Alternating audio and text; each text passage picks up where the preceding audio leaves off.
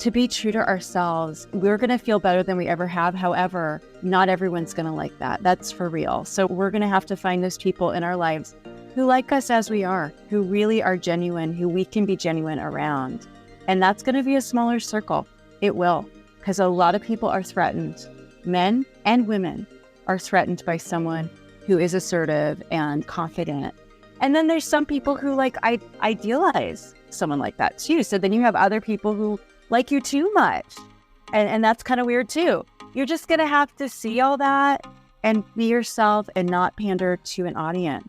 Life is too short. There's an audience of one that we should have, and that's being true to ourselves. Welcome to the Menopause Mastery Podcast, a show for women just like you who are ready for more health, vitality, passion, living life with a purpose. I created this show because I knew that women just like me in this second season of life, the season of menopause, are really tapping into their deepest desires.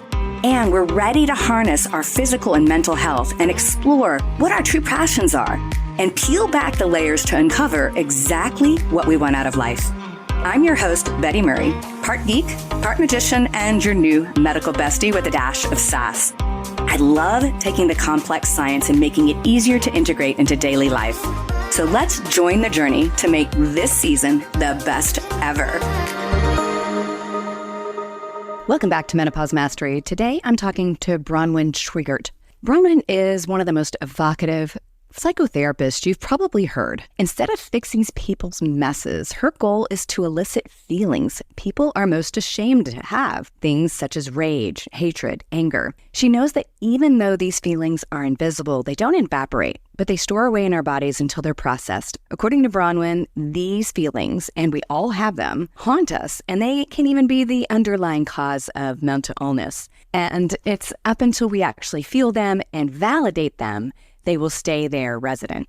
She especially loves playing this sort of midwife in this way, helping her clients really, and now even her podcast listeners, take that painful feeling, that anger, and birth it and allow them to feel it. She's experienced success in helping people break free from depression, anxiety, bipolar disorder, even psychosis by really reconnecting with this anger and their relationship with anger and ultimately themselves. So having a healthy relationship with anger allows us to really discern what's true and to trust ourselves.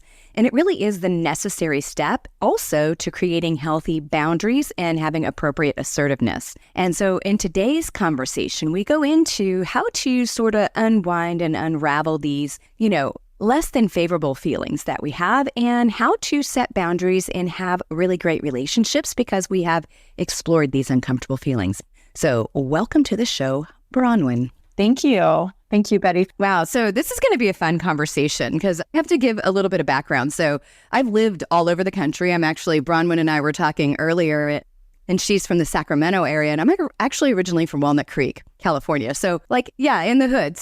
But I've lived all over the country, but I've spent the last 25 years as an adult in the Texas area, North Texas. And I've lived here during some of my early years, teenage years and elementary school. And one of the things that I think is so interesting, particularly about sort of the Texas sensibility, and I would say the South, because I've also lived in Kentucky and Tennessee, is that we, particularly as women, have been trained to not even allow some emotions out that we perceive as negative, right? Heaven forbid, girl, bless your heart, you can't be angry, you can't be frustrated, you can't be irritated, and heaven forbid you let it out and let somebody know. I want to dig into this because I love your podcast. I was listening to it. I probably will have some questions about a couple of the podcasts that I listen to, but I want you to go there, because we might as well go ahead and pull the Band-Aid. Let's talk about anger. Rip it off. Yeah. It's so funny that you say that. I think that's very true. I do have a lot of women tell me that in particular. And we have a label, oh, he's an angry person. And, even that term, I want to say, well, is he a breathing person? Because how are we not angry at times?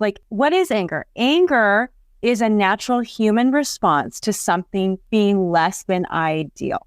So if you think about if there's a discrepancy between the ideal and the real, how often does that happen? 23 hours a day on a good day? So of course we're going to be angry. And there's a lot of words for angry. We can use resentful. We could use disappointed, frustrated. betrayed. There's so many words, but of course we're going to feel some anger, and that's a natural human response. So there's no such thing as an angry person, just like there's no such thing as a breathing person. It's okay to be angry. And I think what you're getting at, Betty, is what we all do. When we think anger, we think of like someone who's bellicose, someone who is, violent, either physically or verbally, and they're just dangerous and they're just exploding and their anger is taking over. And why does that have to be anger? Why can't we just feel, in our chest, as often we do, feel angry at a situation and say, you know what, that's not okay. You talking to me like that right now, that's not okay. So why can't that be a manifestation of anger? Why can't we channel it in a healthy way? And so if we view it as extreme, like me attacking you because it's not okay, then the opposite is what we usually do, especially as women. We suppress it and we pretend like we're not feeling resentful or angry or frustrated or betrayed. And so we suppress it and then we get sick. And so I'm a therapist and that's my specialty is anger, suppressed anger, because everyone who comes to me is sick in one way or another because of their suppressed anger. And that's over a lifetime. As well as just, as you go day by day. It's funny, I'm fairly in touch with my anger, I would say. And I always tell people, I'm like, the emotion I want to get to, I need to get to anger because for me, that's an emotion of movement, right? Because that means I'm going to not act out against anybody, but I'm going to get into action, which usually means I'm getting myself out of whatever I feel like I'm into. But I think, what I've heard a lot over the last 2 decades with our clients and patients is I think a lot of times we're afraid it's like Pandora's box. So if I let that little shred of anger out, like if I express what I'm feeling right now, that it's going to be this raging machine. Talk about that, because I think that's a real underlying issue. That is a great question, Betty. And I'm so glad you asked it because it is very, very true. We do have that kind of intuition, like, well, if I let myself get in touch with my anger, and I talk about anger, we all have a relationship with anger, and we have to make it a healthy relationship if we want to be healthy people. We all have one. So if it's suppressed or if it's, exploding, whatever. But we think, a lot of my clients will tell me, if I get in touch with my anger, if I start, it will never end. And I don't know. I have so much suppressed anger that all these things are going to come flooding to the surface. And I agree. And I think we do that with our sadness too, and other feelings. But anger is the most frightening. Absolutely. Now, you kind of mentioned that it's obviously this sort of underlying cause for conditions and symptoms and diseases, but specifically, you have worked professionally a lot with people, obviously, with depression, anxiety, psychosis, all those different things. Talk a little bit about that and sort of how it plays a role in mental illness or / the ways we label our mental state, because I think that's a big part of why people still seem frustrated, because they might be in therapy, they might be doing treatments, and they feel like they're stuck. Yeah. So I love working with clients who come to me and are like, I have panic attacks, and, the last therapist just helped me to do breathing and be mindful and to stay present and blah, blah, blah. And, it works in the moment, but I'm still having all these panic attacks. And I'll just say, yeah, what were you angry at right before the panic attack? Like, who pissed you off? Let's be honest. Or what memory, what trigger did you have in the present that reminded you of a betrayal from your childhood? It's always that. It always is. The anxiety, the panic attack, the depression. I myself became a therapist because of my battle with depression, and my depressive episodes were so debilitating. And, I could tell you more about that. What I will say in retrospect is I had 3 kind of like ongoing, almost coming up and down, major depressive episodes that were, like I said, debilitating. Looking back, every one of those 3 I see now was suppressed anger, every single one. And if I at the time felt entitled to say, you know what, that's not okay, actually. If I felt entitled to be like, I am angry. It's okay to be angry. That is an okay feeling to have. It doesn't mean I'm a bad person. And what I can do with my anger is I can be assertive and I can have a boundary. If I felt entitled to do that, I would have never been depressed like I was for a year, 2 years straight. So yeah, it really is suppressed anger and even psychosis, mania. And I would actually argue addictions and compulsive behaviors are also rooted in suppressed anger. Absolutely. I'd love for you to share a little bit more about your personal story because, the reality, especially when I think people are in sort of the healing arts, we're here to help other individuals. A lot of times it's because of our own experience, right? People don't go into that without having maybe been through their own pain of some sort. So I'd love for you to go a little deeper. Obviously, depressive experiences, you definitely went down that road, but if you were willing to share. Yeah. So I'm a therapist this is my second career. My first, I have another master's in actually nutrition. So I never expected to circle back and change my career path. But my husband and our very young daughter, we had to move during the Great Recession. And it was to the Bay Area, actually to Oakland. And it's only about an hour and a half away from where we live here in Sacramento, but it was like other side of the moon to me. It was like I could have moved to a different planet, would have felt the same. I was triggered a childhood move that was very devastating for me. And it also triggered the loneliness that I had felt as a 10-year-old from that move. And so I felt so alone. I didn't know anyone. I didn't have a job. I just put my daughter in kindergarten. I felt so alone and I felt so purposeless. And I just, fell into this depression to the point where I didn't know what was going on. I would be walking down the street. I would vomit involuntarily. I'd be driving on the freeway and I would vomit. Like I didn't even know that you can be that depressed. That's actually a thing. So I went to a therapist who was not helpful. All she did was listen. Didn't help me see, well, yeah, you're lonely as hell because you just moved and this is triggering what happened when you were 10 and you were lonely back then. And, this is triggering. I needed someone to do that for me. I needed someone to be a reflection, to be a mirror, to mirror back to me so that things made sense. Anyway, I went to another therapist. She was no better. Between the two of them, I just thought to myself, I'm barely functioning right now, but I know I could be a better therapist than they are. Mm-hmm. So that's when I said, I'm going back to school and becoming a therapist. And that was part of my healing journey at that time. That's funny. I've had 3 careers, three different college experiences. I didn't go to med school in the 80s because I thought it was going to take too long and too much money. Now I've exceeded both. Mm-hmm. But you get to where you need to go through your own circuitous route, So it was like you had to probably go through that pain to become the therapist that you are, right? So it's, the world happens for us, not to us. But it is funny when you look at it and you're like, I never would have thought I came here, but now I am. So I want to go back to, you talked a little bit about the anger and the suppressed feelings and how it manifests. So what are some of the ways that, let's say, I'm going to say a woman, but obviously a man could be listening to this too. Like, what are some of the ways that they could possibly open those doors to their anger? Because like I said, man, I live in the South and you're not allowed to do that. That's like, you need to keep that bottled up and tap on, right? So what are some ways that maybe if they aren't working with a therapist, they might be able to explore their own experiences of anger and how they might be able to sort of see where that may be playing a role? Yeah, I would start with, so I view anger as a light on the dashboard of your car saying, check the engine, check under the hood. Something is wrong. So I would start with that being our new lens, our new view of anger. It's not bad. I know I was raised to not get angry. Don't be angry. It's a sin or whatever. But right now I'm going to view it as a light on the dashboard telling me something is wrong. And so therefore, my anger is trying to communicate something, that something is wrong, something needs attention, something needs repair. So that's where I would start. It's just our orientation, our posture towards our anger. It's valid and it's God-given. If you want to talk about, the Bible Belt, I say anger is God-given emotion to say, hey, check out what's going on. Something's off and needs to be repaired.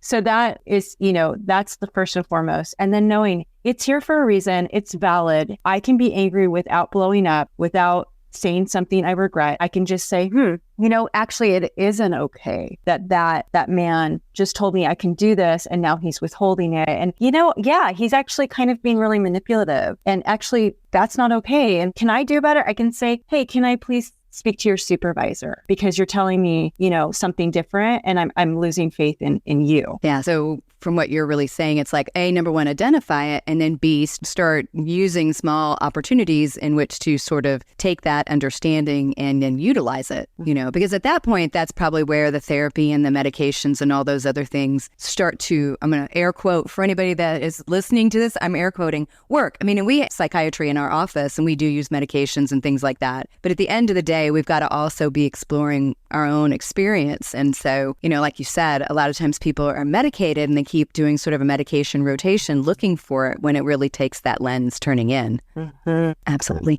Now tell me, so what about trauma? How can we look at traumatic experiences? Because I look at that and I go, okay, so trauma can also have anger as a side effect from it, right? Big T and little t trauma. Absolutely. Yeah. Talk a little bit about that because, I think trauma's getting more attention today because we're able to talk about it. But I don't think people always associate that there's going to be anger as part of the emotional, landscape of trauma. Yeah. Actually, I would say what causes PTSD, post-traumatic stress disorder, from trauma is the anger that's still there and has not been expressed. So two people can go through the same traumatic experience and one has PTSD and one does not. I would say is the difference is one still has suppressed anger. So how do we unsuppress it? We talk through it. We talk about what the most infuriating part, and it almost always is being betrayed by someone we trusted. And in order to feel betrayed, it has to be someone very close to us. So we don't get PTSD necessarily from being cut off on the freeway. We don't trust that person. We don't know that. We'll get PTSD from someone we really trusted, an authority figure, a parent, a boss,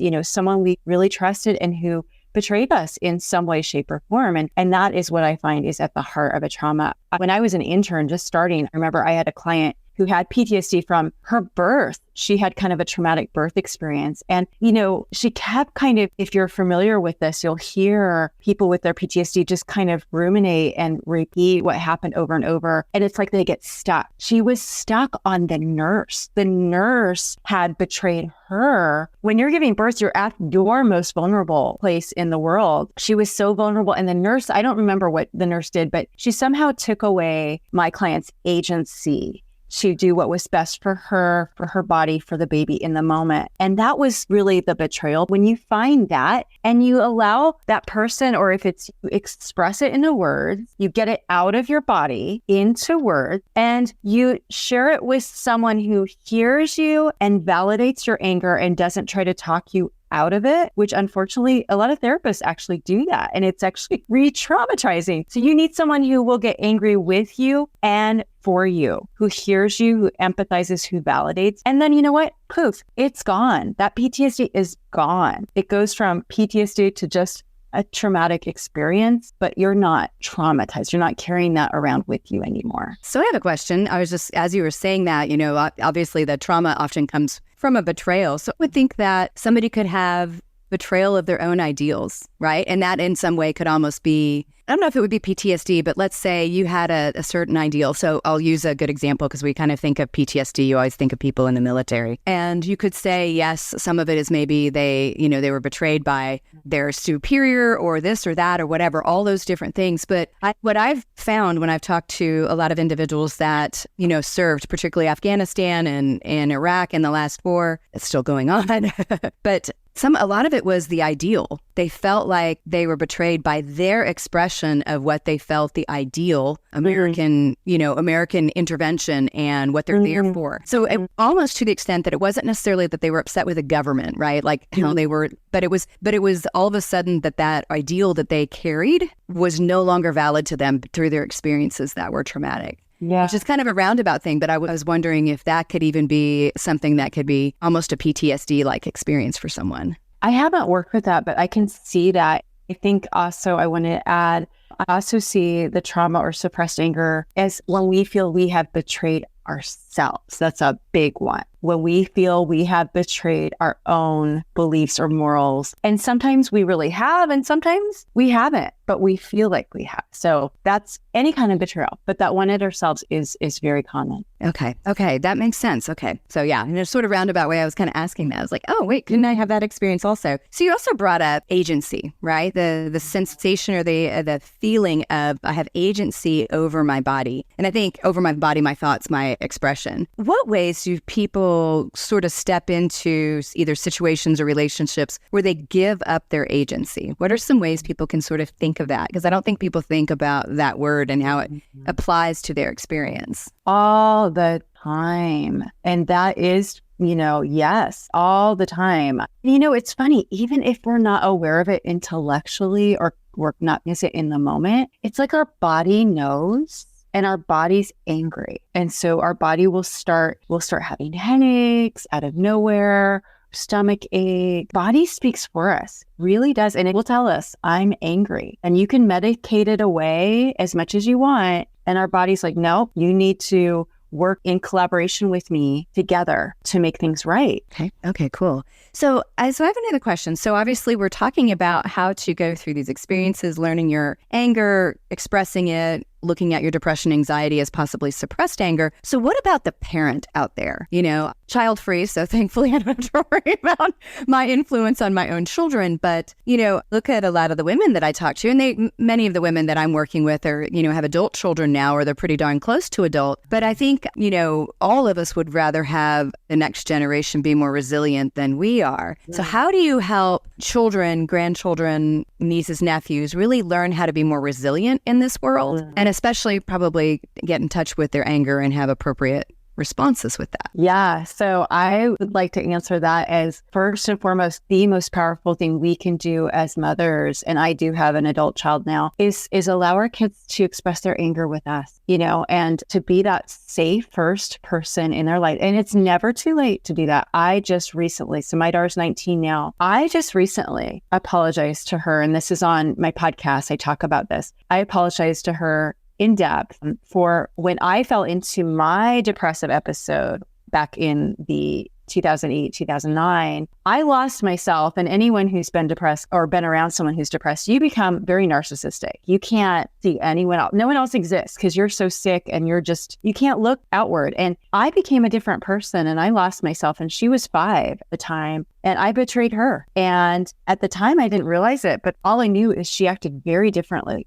she was not as loving and friendly suddenly with me. And I thought, it's just because she's 6, I guess. I don't know. And all I could do was see my own experience that I felt very rejected by her on top of the depression. So it became, a me fest. It was all about my experience. I never thought, I actually betrayed her and she's actually angry with me. And that's why she is relating so differently to me. Anyway, all that said, when I got better, I wrote a letter and I just, I emailed it to her and I just said, I am so sorry. I realize now that I absolutely betrayed you. And then when you were angry with me for years and I felt rejected, I would blow up at you for rejecting me. I've been so narcissistic. And I'm so sorry. I see that now. I'll do whatever it takes to earn back your trust and your faith in me. And I have. And that's taken, time to be a listener, not a talker around her, to not try to teach her about me and about what I've learned in life, but to hear about her experience. I've really had to reorient myself. And we're at a place now where we're so much better. And it's her what to do with her own anger. And I see that now. I see how assertive she is. And so if I could have been like that at 19, oh my God, my life would have been so much better. Yeah. I was listening to one of your conversations about boundaries and you were talking with your friend about boundaries. And I think your girlfriend was coming to visit and it was like, okay, I need to put some parameters around another friend that was along for the ride. And, you had made this statement that, is a sentence. No, it's a complete sentence. Yes. Yeah. So let's talk about this. So for the women out there, again, we might have a few men, but for the women out there that just because the other thing that we get labeled as, particularly as women, is if we're assertive, we're a bitch. Oh, well, can't please everyone. Right. It's like, we are a bitch, but a man is just being assertive. Yeah. But, so being true to ourselves, not betraying ourselves, is going to piss people off. It is. And we're going to have to be okay with disappointing people. A lot of us were raised, don't disappoint mom and dad, don't disappoint. You know what? In order to be our authentic selves and not betray ourselves and therefore not be depressed and not be anxious, we're going to have to make some people mad. The new me, Betty, I am the new 50. I'm going to be 53 very soon. I wasn't always like this. I wasn't always as confident and assertive as I am now. And I have noticed that some men do not enjoy being around me. They think I'm way too opinionated or what have you. And you know what? I'm sorry. That's who I am. If you don't like that, so sorry to disappoint. That's a you problem. Absolutely. And we're going to have to be okay with that. Yeah, because I think coming out of that assertive, holding true what's true for you and making sure that you continue to have agency allows for more heartfelt, deeper relationships, which is kind of where I want to take that now. Because the other side of it is like, well, if I let everybody know how they make me feel, then I won't have any good relationships. And that's not true, because actually it gives you new ground in which to have that. So talk about it. Oh, yeah. So first of all, surrounding yourself with people who really can really appreciate the real you is so amazing. To not compromise yourself, to not have to pander to make this person happy, withhold around this person, and to be true to ourselves. We're going to feel better than we ever have. However, not everyone's going to like that. That's for real. So we're going to have to find those people in our lives who like us as we are, who really are genuine, who we can be genuine around. And that's going to be a smaller circle. It will, because a lot of people are threatened. Men and women are threatened by someone who is assertive and confident. And then there's some people who idealize someone like that too. So then you have other people who like you too much. And that's kind of weird too. You're just going to have to see all that and be yourself and not pander to an audience. Life is too short. There's an audience of one that we should have. And that's being true to ourselves. That's such a good statement. That's a mic drop statement right there. Absolutely. So tell me, so if you were to take my listeners and say, okay, so if you're going to open Pandora's box and you're going to, sort of explore these things, we talked a little bit about the avenue of stepping into it. So what are ways that a family unit could do this, right? Because again, if you're learning how to express yourself and how to do this, most of us are doing it within families, because you obviously do marriage counseling also as well, or have in the past, I would bet. We have in the past, yes. Yes, in the past. Not right now. But how, if a family was like, okay, we're going to start doing this, how would you recommend they start, because maybe they're not working with a counselor or a therapist? Mm-hmm. How can they possibly do that as a group and say, okay, we're going to do they have a family night? We sit around the table and we all get to express something. What would be helpful? I think a family night or just a kvetch session scheduled every week would be ideal. But I think first and foremost, it's everyone saying, you know what? We're family. Of course, we're going to piss each other off. Of course, I made my husband mad. Of course, my daughter's angry at me. Of course, I'm angry at them. Just the mindset of being we're going to schedule a grief session, a gripe session, and we're all going to have gripes because that's how we are. That's how humans are. That's not that doesn't make us bad. That doesn't make us a dysfunctional family. It doesn't make me dysfunctional. It's actually human nature that when we're around other people for, more than an hour, we frustrate each other. And remember, getting back to, we're angry whenever the real and the ideal deviate, which is all the time. So see that as normal. Yeah, let's get together and talk about how maybe I frustrated you, how I've hurt you. I'm going to be open to listening to that. That doesn't make me bad or shameful. It doesn't make you bad or shameful. So that needs to be number one. Number two, the language we use. So we got to start with, I feel statements. So I feel, instead of attacking language, you did this, just I feel disappointed when I told you I wanted to go thrift store shopping and I didn't hear from you, so just couch it in language that leads with feelings. And anger is always a secondary emotion. So under the anger is hurt. It's always hurt. So don't be afraid of the anger. Find out what is fueling the anger. Find out what hurt feelings are fueling the anger. Don't let the anger, scare you away. Okay, that's great. So everybody, so if you're okay, we're going to tackle this in the family, that's the way to get started, is to have a kvetch session